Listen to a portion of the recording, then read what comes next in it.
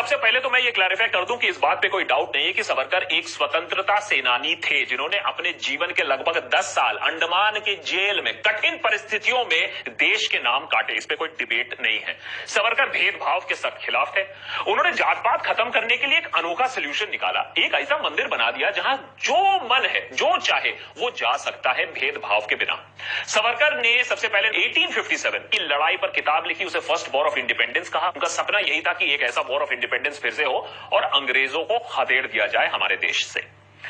सावरकर की लाइफ है कॉम्प्लिकेटेड, लेकिन अगर ब्रॉडली डिवाइड करें तो फर्स्ट फेज है रेवोल्यूशनरी लाइफ, फ्रीडम फाइटर वाली लाइफ। लेकिन जेल से निकलने के बाद उनकी जो थिंकिंग प्रोसेस थी वो बिल्कुल बदल गई। वो अंग्रेजों के लिए शायद ज्यादा और देश को बांटने के लिए ज्यादा काम करने लगे। ये एलिगेशन है सावरकर पे।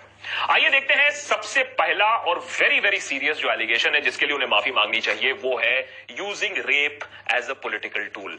सावरकर ने अपनी किताब 6 glorious epochs of Indian history में मुस्लिम महिलाओं के रेप को सही ठहराया।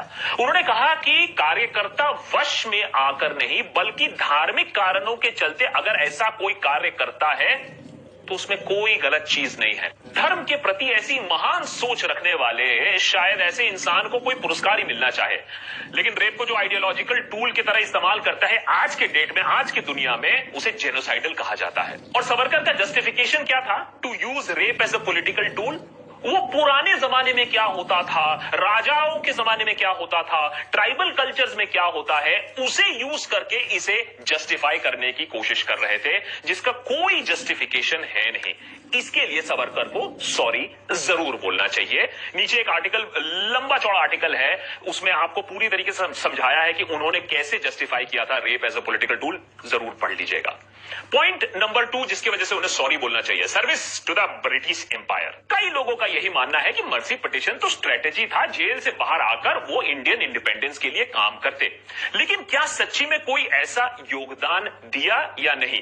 क्योंकि योगदान देने के लिए देखिए उन्होंने लिखा क्या था अंग्रेजों को, I am ready to serve the government in any capacity that they like. What else can the prodigal son return to but the parental doors of the government. ओहो no Bharat Mata, only English mama. Finally लेकिन ये jail से जब बाहर आए तो आज के नेताओं की तरह लगता है इन्होंने बहुत बड़ा एक यू टर्न ले लिया, क्योंकि आजादी तो नहीं, ये हिंदू राष्ट्र बनाने में बिजी हो गए और अंग्रेजों को सपोर्ट करने में बिजी हो गए। As a matter of fact Nazism और फासिज्म को ये बहुत अच्छी चीज मानते थे। इंडियन एक्सप्रेस में छपे एक लेख में बहुत क्लियरली लिखा जा रहा है कि सावरकर क्या सोचते थे। The very fact that Germany और Italy has so wonderfully recovered and grown so powerful as never before at the touch of Nazi और fascist magical wand is enough to prove that those political isms were the most congenial tonics that their health demanded. तो भैया देखिए ये जो tonic का culture है, ये tonic का कल्चर तब भी था कि उनको लगता था नाजिज्म और फासिज्म एक टॉनिक है जिससे देश रिवाइटलाइज हो जाता था, तो डेमोक्रेसी के लिए वैसे ज्यादा कोई जगह नहीं थी। वो गांधी और कांग्रेस को अपोज करते थे, बहुत जोर तोड़ से क्विट इंडिया मूवमेंट को भी अपोज किया सावरकर ने। जब गांधी कह रहे हैं कि भैया काम छोड़ो, नौकरी छोड़ो, क्विट इंडिया का नारा दो, उस समय सावरकर कह रहे हैं अपने जगह डटे रहो, कुछ छोड़ने की जरूरत नहीं है, काम करते रहो अंग्रेजों के लिए।